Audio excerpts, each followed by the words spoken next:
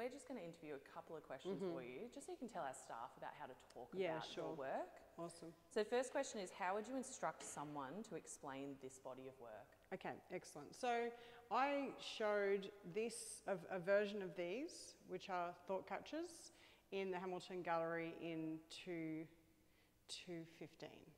So that was the first time I was able to fully develop this concept and show it. And so since that time, these, which are called thought catchers, have been large-scale steel installations, metal permanent installations outdoors. They have been timber large-scale installations. And as you'll see in this exhibition, you know, they've now become part of a film, and using the thought capture to, even in a more conceptual way than, you know, just pushing the concept of the thought catchers into them being a metaphor for self, which they always are. So they're kind of like in a painting, or this can be a self-portrait, this can be me in a painting. So the thought catcher can be representative of me or of a general, you know, any, you know, human form. So I use it in storytelling in replacement of using a person, basically. So if it's in a painting, you know, I can put this in a painting and it's like a way to tell the story without having a human form in there.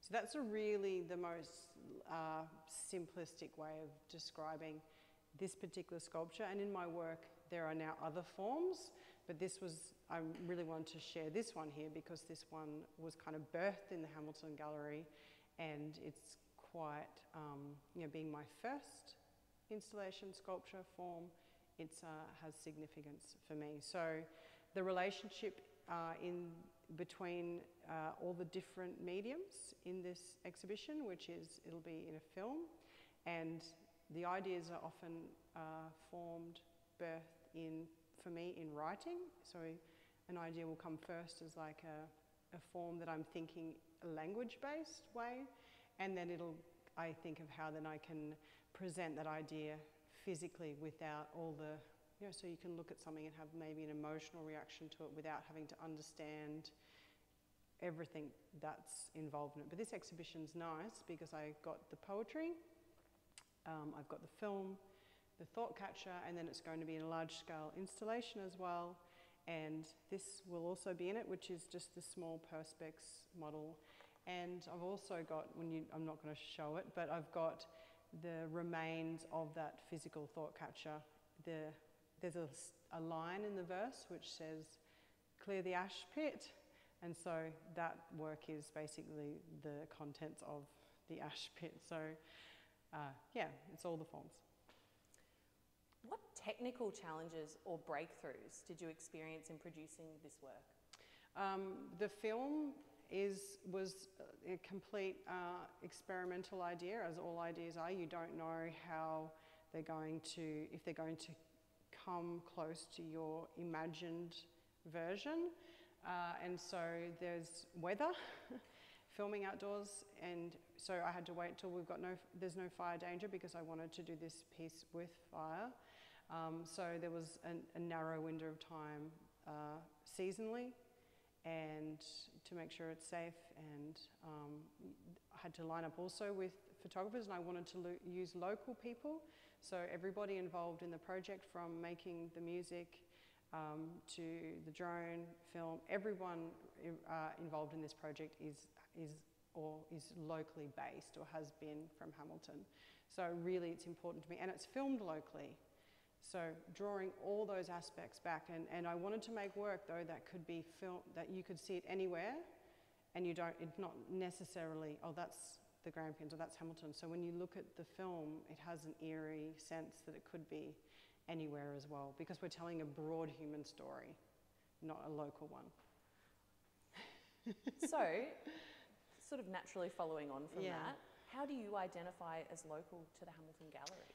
So I moved here now, I think, so 11 years ago I moved here, and I came here because I married someone who was local to the area, and I had children here. So basically I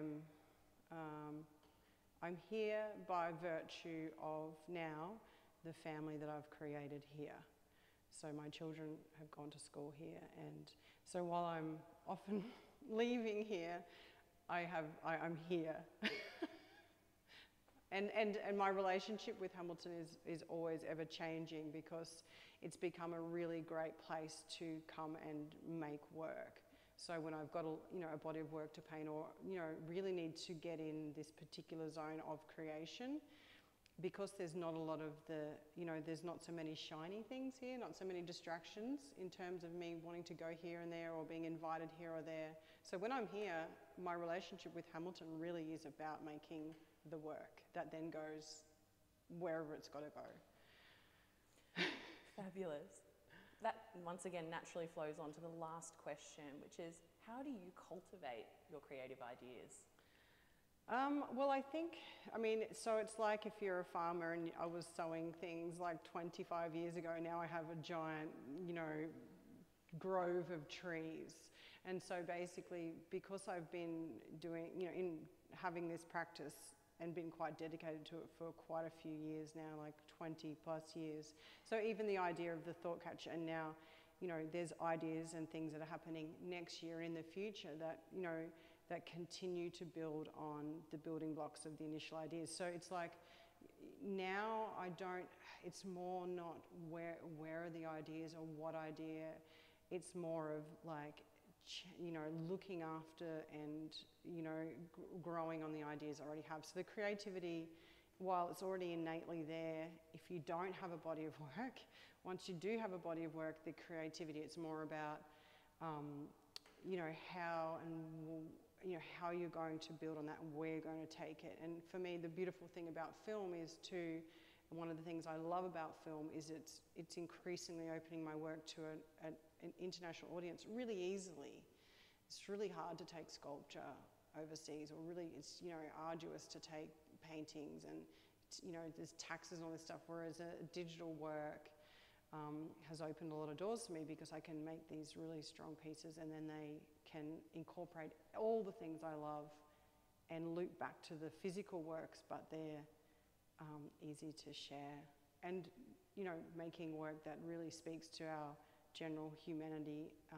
This one is about being human, about love, and about, really our bodies are like this temporary thing, like a fire almost, and it doesn't last forever. We don't last forever. We're on a planet that is, unchallenged, and all the environmental challenges. So it's like that film just felt so necessary to make, and to be able to engage people in all of those stories, quite simply.